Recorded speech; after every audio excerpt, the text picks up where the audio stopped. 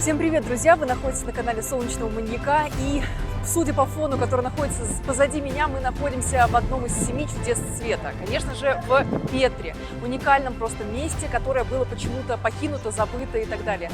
Ну а изучаем мы в этом ролике Иорданию.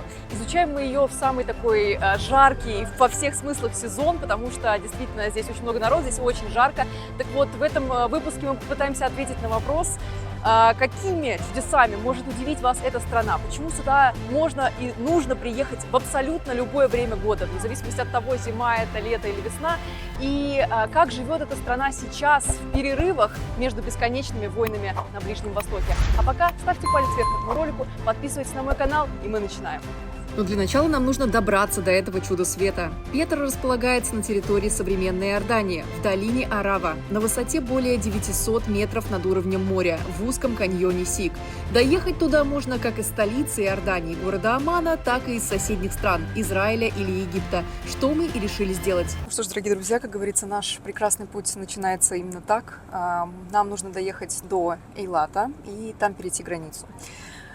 Проблема в том, что с Иорданией есть несколько границ у Израиля, и одна из них, она существует только для жителей, там, не знаю, либо типа западного берега, либо для владельцев американских паспортов и тех, у кого есть виза. И самым простым считается именно переход, который находится на юге, то есть на границе между Эйлатом и Акабой. Поэтому мы отправляемся туда, у нас нету какой-то заранее приготовленной визы, и поэтому сначала, да, наш путь уже очень веселый, потому что где-то примерно 5 часов нам ехать, и завтра примерно столько же до классных этих мест. Спустя 5 часов дороги мы добрались все-таки до израильского города Эйлат. Переночевали здесь в гостинице, а на утро сразу отправились к переходу. Поскольку едем мы с группой, нас сопровождали и с одной, и с другой стороны. Разумеется, обоим встречающим пришлось заплатить пошлину, а в иорданской части приобрести визу стоимостью $60 США. Ну что ж, друзья, мы успешно прошли границу, и сейчас мы находимся уже в Иордании. Как говорится, даже было свое duty-free. Я уже забыла, что такое сухопутная граница. На самом деле практически не отличается от обычной. Единственное, тебя меньше проверяют, меньше спрашивают. На самом деле больше спрашивают на израильской границе. Если вдруг у вас нету израильского паспорта, то будут спрашивать дополнительно, потому что вам еще потом возвращаться туда. Вот. В целом, да, мы на месте. Сразу после прохождения погранконтроля нас встретил гид и водитель, и мы отправились в путь. Ехать нам примерно 3 часа, и всю дорогу нас будут сопровождать фантастические виды на гигантские горные и пустынные массивы, а также рассказ гида, который сразу начинает жаловаться на недостаток в туристах. Никто не приезжает в Иорданию сейчас. Многие говорят, что страшно. Но на самом деле это неправда. Даже сейчас приезжать сюда безопасно. Интересно, что Иордания как государство появилась лишь в середине 20-го столетия, как и многие ее соседи в регионе. После распада Османской империи контроль над этой областью получает Британия. Именно она способствует созданию Израиля и Трансиордании. Именно так называлась Иордания изначально, потому как занимала оба берега реки Иордан. Англия также в буквальном смысле посадила на трон хашемитскую династию, которая правит государством до сих пор. Изначально Иордания не отличалась высокой плотностью населения, ведь на ее территории преимущественно проживали бедуины. Сейчас же здесь обитает целый микс из различных национальностей региона. В Иордании живут цыгане и курды. Все они говорят как на своем языке, так и на арабском. Пока мы слушаем гида и смотрим в окно, удивление вызывает только один факт. Практически полное отсутствие людей. Что это? Обычная суббота или есть другие причины? На самом деле, друзья, естественно, из-за того, что Иордания – это страна, которая состоит из пустыни на 80%, большинство людей, большинство населения живут, конечно же, на севере. То есть в Аммане, в столице, на севере страны, где не так жарко. И только 80% всего населения Иордании живут в пустыне. Замечательно. 8%. Но даже в этой 50-градусной жаре и засушливой почве случаются чудеса, ведь человек приспосабливается ко всему. Тем более, когда блестящие умы изобрели ирригационные системы, способные превратить соленую воду в пресную и выращивать что угодно и где угодно. Не так ли? Так, друзья, мы все-таки нашли зелень в пустыне. Здесь растут томаты, поэтому нашли такие плантации. На самом деле мы ехали, и здесь было везде пустынно, но все-таки жизнь есть. Жизнь бывает даже в пустыне, друзья мои, все возможно. И вон люди занимаются Не прошло и 2 часов, и мы заезжаем в первый магазинчик на нашем пути, с крыши которого открывается вид на настоящий библейский пейзаж, не меньше.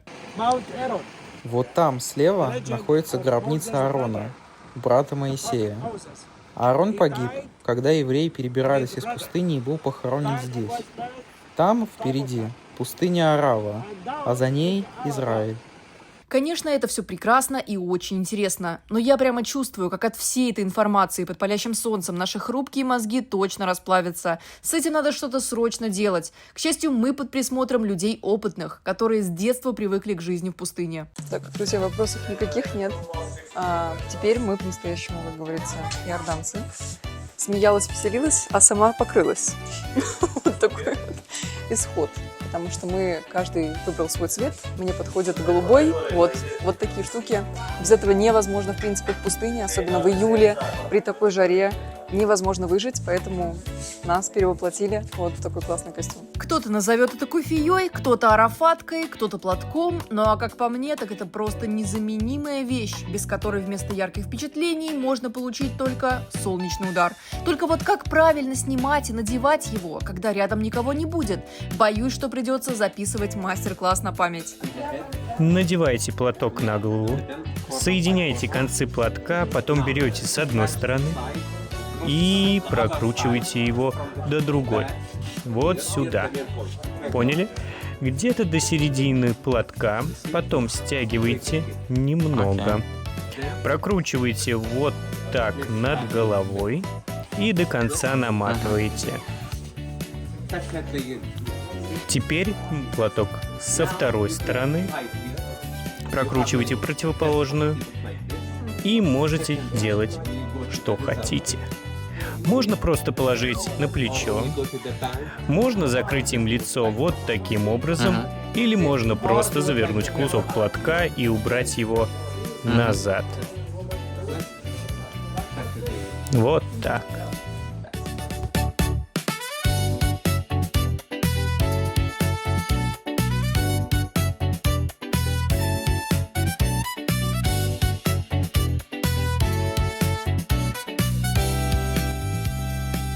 Мы зашли уже на территорию Петры. Сам вход, в принципе, он платный. По-моему, около $70. Я не знаю, потому что мы идем сюда именно с гидом. Я тоже вам настоятельно рекомендую приезжать сюда с гидом, потому как, конечно, вам нужны будут какие-то объяснения по ходу дела.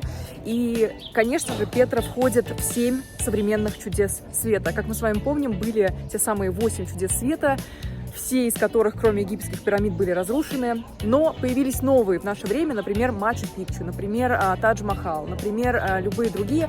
И как раз Петра в Иордании входит в одно из них, потому что оно полностью рукотворное. То есть, представляете, люди сами строили эти дома, люди сами строили эти поселения в скалах. И поэтому, конечно же, это чудо. Но нам сегодня повезло больше, потому что поскольку сегодня жарко, поскольку сегодня середина июля, самый пик, как они говорят, не пик туристов, потому что никто не приезжает сюда, нет таких сумасшедших, как мы.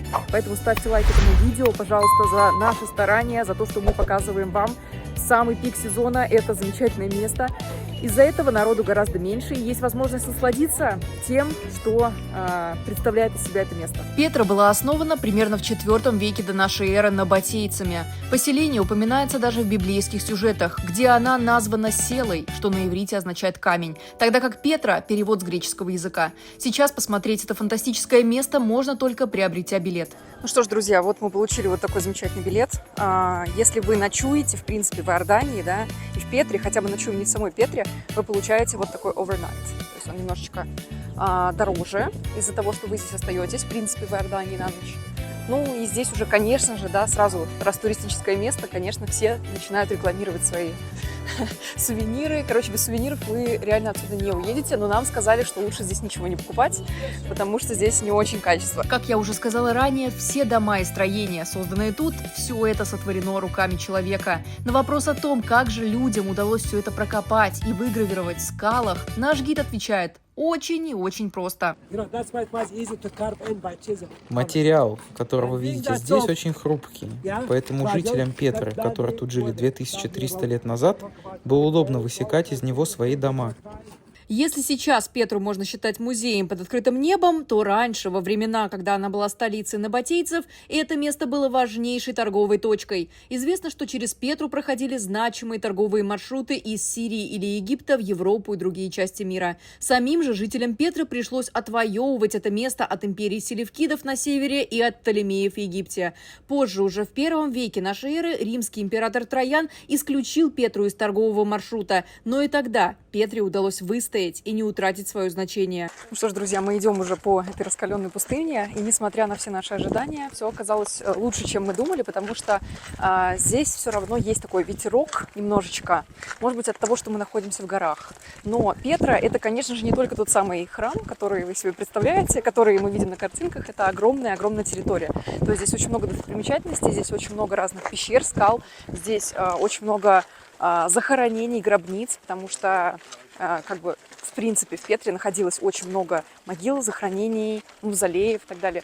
Поэтому, конечно, это не только одна достопримечательность. Вот. И везде здесь вот эти вот копья, везде здесь вот эти вот песчаные такие, выкрапленные, как будто природы, на самом деле, человеком вещи. Основная проблема как тогда, так и сейчас состояла в нехватке воды. Петра находилась далеко от любых источников, в отличие от соседнего поселения Вади-Муса, где воды было достаточно для жителей города. Именно поэтому набатейцам пришлось заметно потрудиться, чтобы провести дополнительные каналы, создать акведуки и цистерны.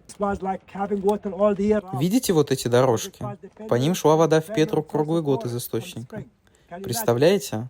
В такой пустыне, которую мы видим с вами сейчас, на самом деле до сих пор вода есть. Просто ее уже не хватало бы для такого количества людей. Кстати, воду они действительно научились собирать просто мастерски. Так, на холмах над городом они выстроили водоем Альбирка, который рассчитан на 2500 кубометров. Такой влаги с избытком хватало на 20 тысяч местных жителей. Прорубленный в скалах акведук плавно переносил воду в городской резервуар, откуда ее и забирали. Такое сооружение по тем временам было невероятно прогрессивным, поэтому не стоит удивляться тому, что когда-то эти пещеры в пустыне были обитаемыми. Ну что ж, друзья, обратите внимание, вот они пещеры, и внутри этих пещер реально жили люди, которые сами себе, собственно, и сделали это жилье. Просто невероятно, на самом деле. Невозможно в это поверить сейчас. И вот такие, вот такие. Масштабы этих построек, конечно, поражают любое воображение. Но что удивляет еще сильнее, так это то, что многие послания от древних обитателей города отчетливо сохранились на стенах скал, несмотря на погодные условия, войны и смену власти. Друзья, обратите внимание, даже следы от ступенек остались. То есть иногда тут гуляешь, и тут видны какие-то то ли, вон, кустики, например, да, зелень. Вон тоже куст, который пробивается, вот эта жизнь пустыни, да. Вообще удивительно, на самом деле. Сейчас растительность, равно как и жители города, редкие гости в этих строениях. Но когда-то здесь не смолкали голоса торговцев. Время внесло в этот центр жизни свои коррективы. Сначала Петру обложили со всех сторон римские войска, что привело к потере влияния в регионе, но все еще не к окончательному забвению. Но затем, когда и римские легионеры вынуждены были отступить, а в регион пришли персы, Петра окончательно стала богом забытой провинцией без намека на былое могущество. Ну что ж, дорогие друзья, мы все-таки нашли здесь тень, действительно, потому что мы находимся между двумя вот такими замечательными каньонами. И тут то с одной стороны, то с другой стороны открываются старые какие-то гробницы, те самые дома, в которых жили люди, какие-то неизвестные лестницы, проходы, акведуки, то есть просто невероятно. С одной стороны вы находитесь в пустыне, с другой на Марсе, с третьей это действительно какой-то заброшенный город. Очень странные остаются от него впечатления. Но мы рады, что мы хотя бы можем передохнуть от палящего знойного солнца, потому что здесь, на самом деле, несмотря даже на то, что иногда дует ветер, очень тяжело ходить без очков, потому что пыль прямо в лицо, в глаза и так далее. Поэтому, да, здесь нужно ходить покрытыми, здесь поэтому нужно ходить в очках. Доподлинно неизвестно, откуда именно пришли строители и обитатели Петры набатейцы. Наиболее вероятно, что из Месопотамии или современной территории Ирака. Другая версия – из региона Персидского залива. В любом случае, собственной строительной, ремесленнической или фермерской традиции у них не было, поэтому они активно подвергались влиянию извне, учитывая их активное взаимодействие с другими народами из-за торговли. Наибольшим образом влияли на них греки, ассирийцы, а затем римляне. Поэтому в наскальных надписях и архитектурных чертах можно угадать уже знакомые элементы. Друзья, посмотрите на вот это изображение. Это переводится как «Дом Бога», изображенный здесь. На самом деле таких очень много. Мы видели на стенах, мы видели гораздо меньшим формате. Вот. И здесь опять снова пещеры, да? Жилые, некогда. Сами набатейцы, как и многие их соседи в регионе, были язычниками. Изначально богов они изображали в виде геометрических фигур, однако влияние других язычников внесло коррективы в их традицию, и они стали не только изображать лица Всевышних, но и ассимилировали своих божеств с ассирийскими, египетскими, идумейскими и позже римским пантеоном. Друзья, обратите внимание, что вы видите на этой картинке, как говорится. Вот это все. Ноги, эта статуя была. Молитва или жертвоприношение, то есть это священнослужители, которые стояли здесь, но то, что сохранилось от них, вот. К сожалению, во многих местах в Петре мы видим только ноги или части лица без голов. Все дело не столько в погодных условиях и испытаниях временем, сколько в арабских завоевателях, пришедших на эту землю в VII веке нашей эры. Так, один из арабских шейхов приказал уничтожить любые скульптуры с лицами, потому как это противоречит исламским канонам. Вот тут стояли священники и священнослужители, языческие, разумеется, которые верили в несколько богов, как и римляне, греки, персы, арабы, египтяне. И молитвы их были направлены на этот алтарь. То есть у них была троица самых почитаемых языческих богов. Таким образом, троица появилась у набатеев еще тогда, когда христианство не существовало, за несколько веков до его появления. Вот такие интересные и любопытные факты. Ну а мы, находясь в пути уже больше часа, наконец-то видим очертания, пожалуй, самого известного в Петре места – огромной сокровищницы, которая сохранилась настолько хорошо, что кажется, будто ее возвели умелые мастера вчера, а не 2000 лет назад. На самом деле, та гробница и ее содержимое, которое мы видим здесь, это еще не все. Обнаружилась новая страница истории этого места на нижнем этаже. Буквально несколько месяцев назад здесь обнаружили новые спальни и комнаты, а также несколько статуй, одна женская и одна мужская. Это масштабное 40-метровое здание буквально состоит из множества загадок. Во-первых, до конца неизвестно, кому оно было посвящено. Некоторые ученые уверены, что одна из статуй сверху изображала набатейского царя Аретоса, при котором царство достигло пика своего могущества. Другие же убеждены в том, что строительство шло уже в период правления римского императора Адриана. Другой же вопрос состоит в том, кто возвел эту сокровищницу. Кто-то из эллинистов, проживавших в египетской Александрии, или же это были ремесленники из Набатеи, которые прошли обучение у греков. В любом случае, эта сокровищница явно была еще и усыпальницей знатных вельмож, как и те здания, которые мы увидим рядом с ней. Друзья, ну если вы думали, что можно восхищаться только тем самым храмом, к которому все ездят, то нет, конечно. Буквально в минуте от него находятся точно такие же входы, точно такие же здания. Дело в том, что это фасады тех домов и тех зданий, которые находились здесь в древние времена, когда 2000 лет назад это все использовалось по назначению. И здесь жили набатейцы, язычники, да, поэтому храмы, поэтому их дома, конечно, выглядят именно так, как выглядят сейчас. В этой красивой улице фасадов предположительно располагается гробница жены Аретоса. Примечательно, что в обществе набатейцев женщины, между прочим, имели равные с мужчинами права, обладали свободой слова и могли быть царицами. Именно поэтому жены здесь изображаются на набатейских монетах рядом со своими мужьями. Как вы считаете, почему же мы так отдалились в нашем равноправии от людей, живших до нашей эры? Пишите ваше мнение в комментарии и не забудьте подписаться на мой канал. Ну а мы пока зайдем в гости к местным жителям. Вот как люди прятались. А вы говорите, зачем здесь нужны дома, зачем здесь нужно прятаться, зачем здесь это нужно делать? Здесь прекрасно, здесь прохладно, здесь не знойно и есть вода. Благодаря источнику, благодаря водопроводу, который они построили. Как и в любом другом городе античности, в Петре была и культурная жизнь, во многом заимствованная от римлян. Конечно, невозможно было обойтись без огромного амфитеатра, который сохранился здесь и стоит по сей день. Интересно, что в Петре их было целых два. Один, который побольше, рассчитан на обширную публику, тогда как второй, поменьше, очевидно, был для избранных и богатых. Ну что ж, друзья, вот он, настоящий римский театр, амфитеатр. В Петре, в пустыне, как говорится, удобно ли было и классно ли было строить здесь, если это место было настолько пустынным, типа, в то время, когда он был построен. Пишите ваши версии в комментарии, как говорится, какой был здесь климат в то время, когда был здесь учрежден вот этот вот замечательный амфитеатр с римскими колоннами и так далее. И все же многих волнует главный вопрос. Что же стало с Петрой? Куда делись люди? Разумеется, основную роль в сокращении населения сыграли землетрясения. Большая часть города была разрушена после землетрясения 363 года, когда Петра находилась под византийским влиянием, а вокруг постепенно отстраивались церкви. Несмотря на силу природной стихии, люди продолжили жить здесь и после него. И только повторные землетрясения, а также разрушительные арабские завоевания окончательно вынудили жителей бросить город.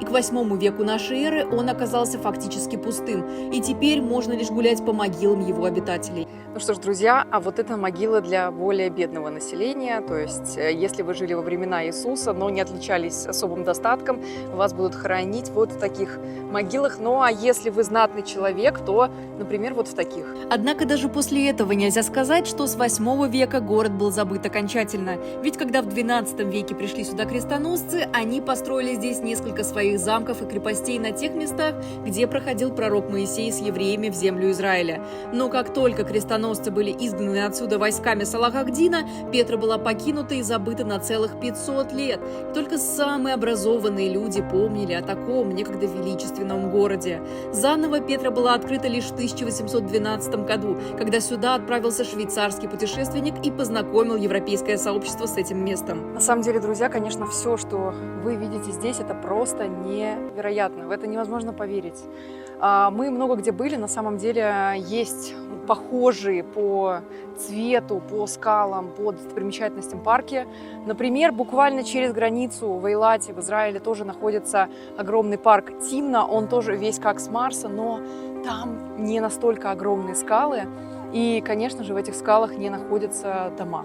То есть здесь, если вы невнимательный человек, вы просто гуляете, вы можете подумать: вау, какая классная, там красная скала, вау, как красиво, замечтаться, размечтаться. Но на самом деле в какой-то момент внутри этой скалы может быть выгравлен какой-нибудь храм. А еще круче, не просто храм, а какое-нибудь первобытное, языческое, причем изображение Троицы. То есть такого понятия вообще в принципе раньше не было, да?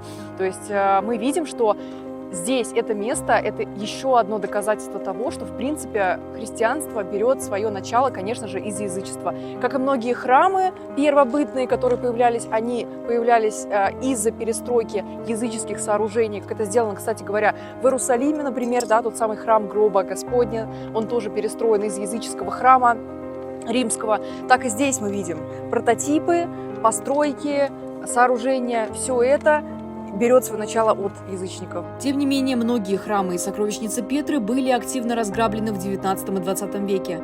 Это связано не только с мародерами, но и с деятельностью бедуинов, которые до сих пор селятся в этих таинственных пещерах, несмотря на то, что государство сделало Петру национальным парком и с 1985 года выселило всех отсюда. Честно говоря, и нам хотелось бы пожить здесь некоторое время, но приходится возвращаться, заново проходя этот непростой путь. Ой, друзья мои, ну мы живы, как говорится, обратный путь, он всегда нелегкий в этом случае, особенно когда вы это делаете на жаре. Дело в том, что Петра – это не кольцевая композиция, то есть нельзя дойти до конца и выйти к точке, где вы начинали. К сожалению, приходится идти назад весь тот же самый путь, который вы прошли туда.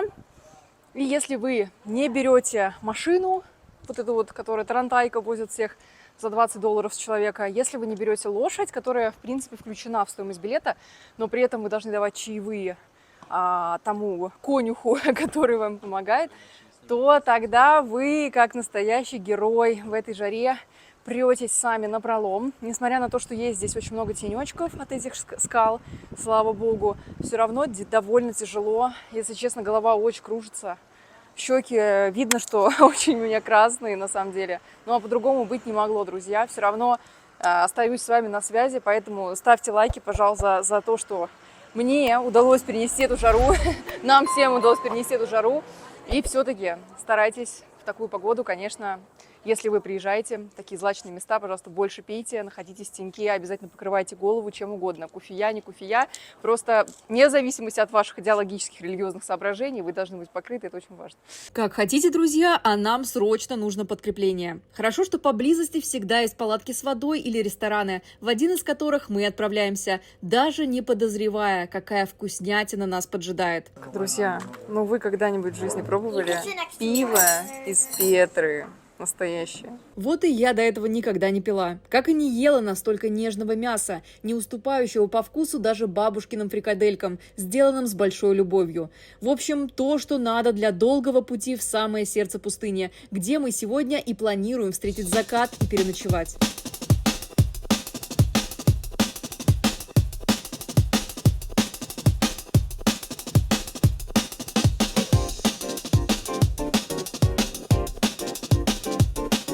Ну что ж, друзья, помните те самые школьные походы, как говорится, у кого они были, те самые палатки в лесу, необорудованные, с комарами, с тараканами и так далее, со всеми жучками, которые к тебе подползают во все твои промежности. Так вот, друзья, мы нашли ту самую палатку, в этот раз в пустыне. И вы скажете мне, как это вообще можно оставаться в таком месте, как говорится, тем более на ночь. Друзья мои, показываю нашу землянку, нашу самую дешевую трехзвездочную лачугу в самой жесткой пустыне, в самый жесткий летний месяц, в середине июля. Пожалуйста, вот наша лачуга. Как она выглядит? На самом деле, рум-тур показываю. Мы заходим в нее. И вот так выглядит наш замечательный трехместный номер. И это, друзья мои, палатка. Посмотрите, у всех бы была такая палатка в лесу и в пустыне, и где угодно. Просто посмотрите, кондиционер. Еще, помимо, конечно же, постели, здесь есть ванна. Ожидали? Вот и я нет, друзья мои. И это самый эконом-класс, самый эконом-вариант. Сегодня мы ночуем здесь, именно вот в таком замечательном месте. Вот еще здесь такая есть лавочка для провинившихся, кто хочет баню. Вот. И все остальные палатки, вот сзади меня как раз, если мы выйдем, здесь есть не только бюджетный вариант, в котором останавливаемся мы, но и, конечно, варианты подороже. Вот они, пороскошнее, такие кругляшки. Выглядят они очень здорово. Вот. Но и мы, собственно говоря, тоже не жалуемся, потому что это предел наших мечтаний. Мы ожидали худшего. Эта палатка – не что иное, как часть огромного гостиничного комплекса посреди иорданской пустыни Вади-Рам. Фишка заключается не только в возможности переночевать в необычных условиях, но и почувствовать себя на ночь или на пару дней местным обитателем. Встречают тебя здесь колоритные шейхи, которые на самом деле являются не ряжеными, а настоящими бедуинами, которые живут тут, а в рабочее время принимают гостей. Ну что ж, как можно завершить этот замечательный, прекрасный день с воспаленным лицом и кучей впечатлений? Конечно же, видом на тех самые караваны, верблюды и другие палатки оборудованные, в которых остаются люди. Природа, тишь, благодать. И именно сейчас тот самый золотой час, золотое время, когда можно насладиться спокойствием пустыни и отсутствием жары, зноя и всего прочего. Красота, друзья. Ставьте палец вверх, если вы решили поехать, захотели поехать сюда после этого видео. И, в принципе, если вам не хватает в жизни тишины и спокойствия, которым может вас наполнить такая пустыня. Что же может быть прекраснее этих видов, друзья? С наступлением заката горы окрашиваются в ярко-красный цвет, а оборудованные палатки все сильнее напоминают космические корабли или шаттлы. И вот вы уже в своих мечтах настоящие участники космической экспедиции, покоряющей просторы Марса. Ну что ж, друзья, если вы любите прекрасные виды, полюбите и верблюжьи какашки. Как говорится, идете по ним навстречу, как говорится, хотел сказать пернатым друзьям, на самом деле горбатым друзьям. На выходе из комплекса тебя поджидают укомплектованные верблюды, готовые показать тебе красоты пустыни. Эксплуатировать мы их сегодня не будем, но познакомиться очень уж хотим.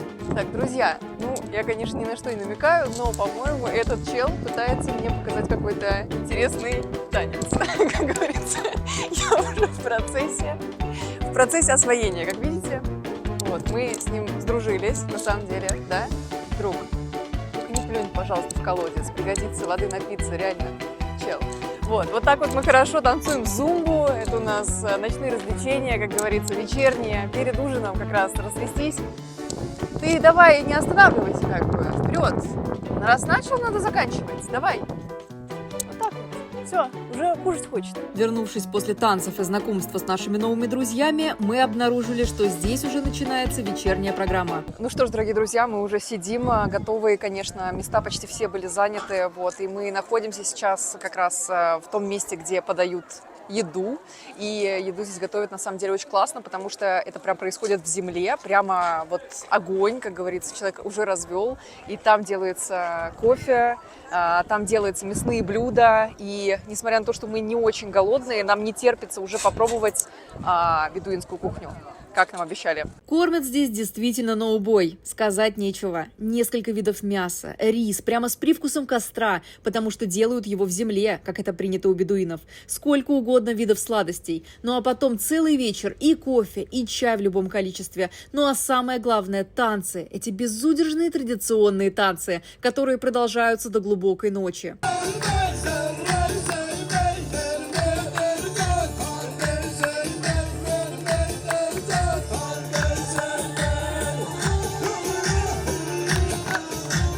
После такого обеда или ужина с такой насыщенной программой по законам Архимеда и не только по его законам нам полагается поспать. Тем более, что завтра нам предстоит покорять эту огромную и фантастическую марсианскую пустыню.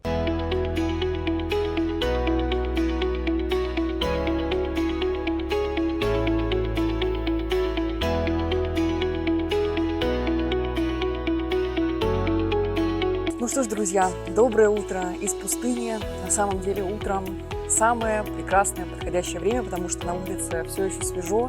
Ну а мы первым делом, как только проснулись, потянулись и улыбнулись, мы собираемся сейчас на сафари все-таки исследовать то самое место, где было снято такое огромное количество различных фильмов, которое является тоже центром наследия ЮНЕСКО. Это пустыня Вади-Рам, вот эта красная пещера и так далее, потому что невозможно находиться только в гостинице, нужно обязательно исследовать это место и посмотреть на все его красоты со всех возможных сторон.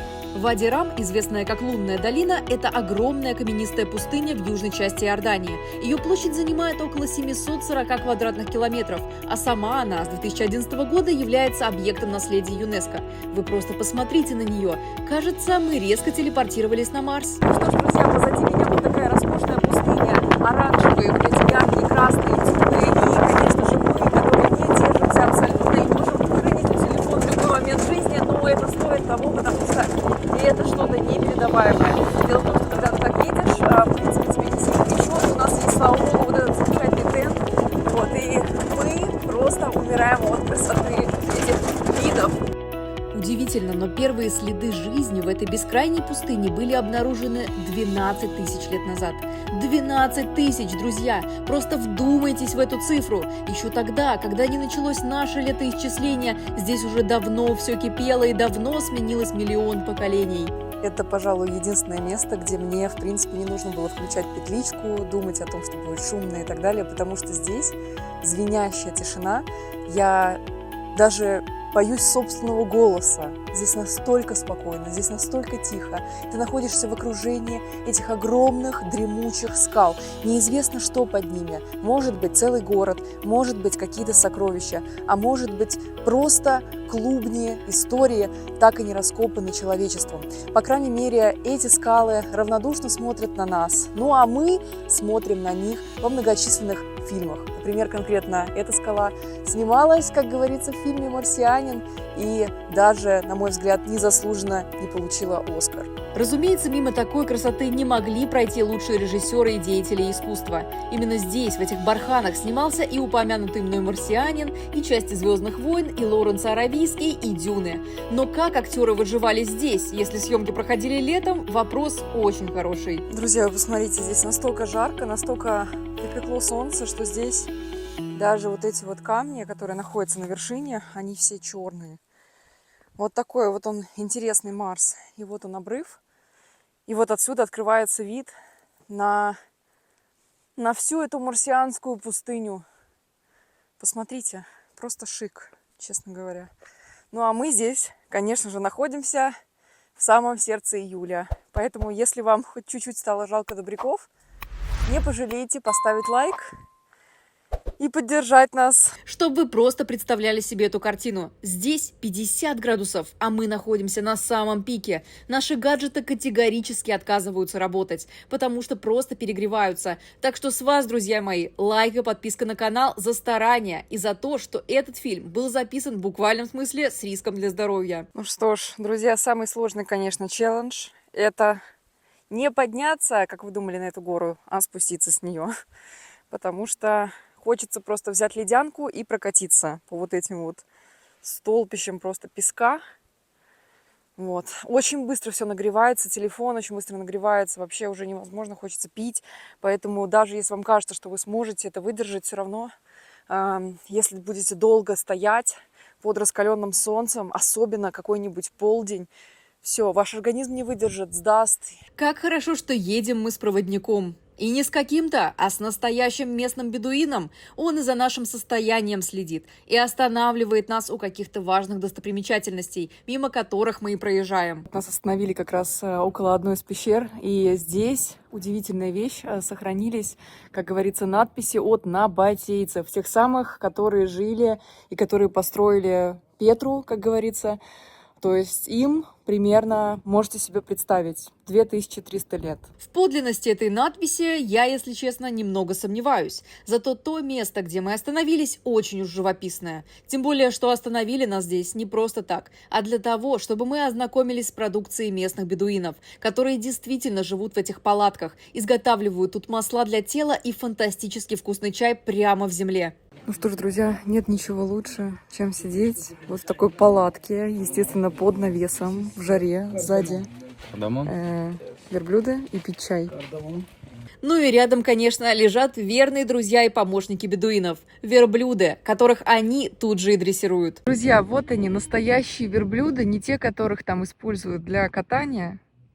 Чисто настроение. Друзья, ставьте лайк, у кого такое же настроение в течение недели и в выходные. Эти вообще нюхают попы друг другу периодически. А вот эти только-только пришли с настоящих, как говорится, бедуинских шашней, шабышей. Вот за ними бегут. Это не те, которые стоят около отеля там, и люди с ними развлекаются. Вот они, настоящие. Немножечко такие тощенькие. Как-то они странно выглядят на самом деле. Как будто... Как динозавры. Да, как динозавры или птеродактили, я не знаю. То есть у них почти... Вот, я поняла, у них почти нет горба. То есть у них почти нет запасов воды, я так понимаю. У этих хотя бы есть.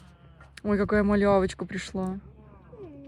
Миленький очень. Ну а мы проезжаем дальше и все больше удивляемся, насколько же высоки эти скалы, насколько же причудливы бывают их формы, да и вообще, рукотворное ли все это дело или просто игры природы, ведь ученые обнаружили здесь остатки города, которому около 2000 лет. Посмотрите, насколько ровно просто сбила вот эту скалу.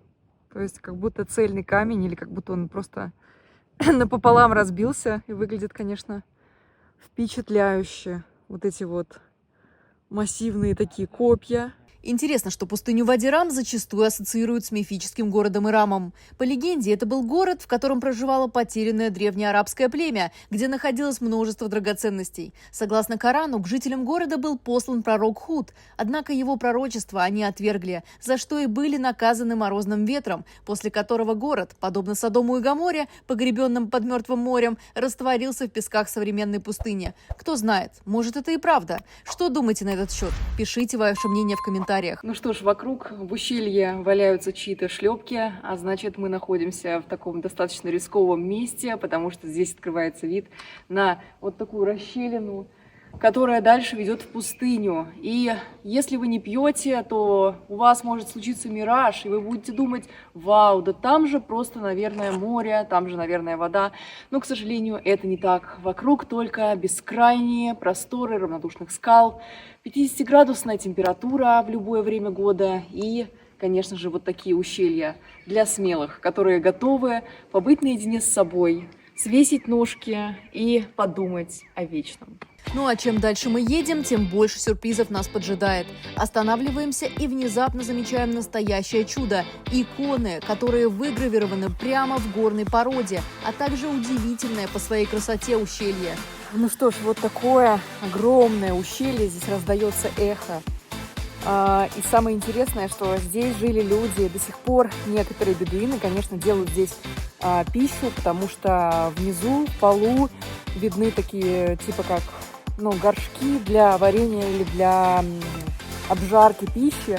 Вот. И если честно, конечно, камера не передает вживую, это выглядит намного круче. Вживую вы как будто опускаетесь вглубь Марса, в общем. Вот такая красота. Телефон уже перегревается, если честно, при таких температурах. Но внутри эти две скалы, когда они соприкасаются, Внутри даже видна вот эта какая-то голубизна особенная, очаровательная. Несмотря на двухчасовое сафари и множество мест, которые мы успели изучить, меня не покидает ощущение того, что Вади-Рам – это безграничная пустыня. И кто знает, что еще спрятано под этими барханами и песками, сколько еще акведуков, икон, остатков домов и поселений. Ну а мы, насладившись красотами и загадками этого места, отправляемся в ближайший населенный город – Акабу.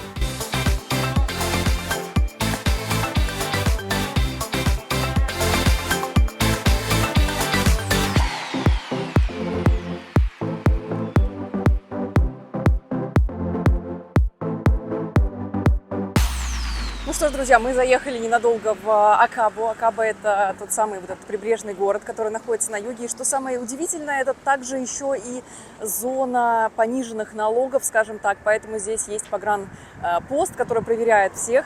На самом деле это очень забавно, потому как через границу находится соседний город Эйлат, только уже с израильской стороны. И там Эйлат – это тоже tax-free zone, как говорится, и там тоже проверяют, и там тоже, как говорится, есть контроль. То есть очень прикольно, что две страны договорились такие, какой бы город сделать с пониженным налогом. И такие, окей, сделаем города друг напротив друга. Города-побратимы Акаба и Эйлат, друзья мои. Честно говоря, мне в Акабе нравится, потому что здесь достаточно чисто, несмотря на то, что это туристический такой город, здесь очень много, здесь набережная, здесь в основном купаются, здесь не очень, конечно, много каких-то интеллектуальных классных вещей, но прогуляться здесь приятно. Улицы убраны в целом, может быть, потому что сегодня, не знаю, выходной день, еще что-то, может быть, потому что мало народу в целом, может быть, потому что жара, люди не успели нагадить, но, тем не менее, здесь достаточно все прилично выглядит. Несмотря на то, что из развлечений тут только набережная, дайвинг и шопинг, местные жители нашли, чем украсить свой город. Посмотрите, какие красивые здесь граффити, замечательные. Прямо творческий порыв, да, настоящий. Все сигналят, да, потому что здесь куча таксистов, все хотят как бы нас подвезти, ну а мы направляемся, конечно, уже к набережной.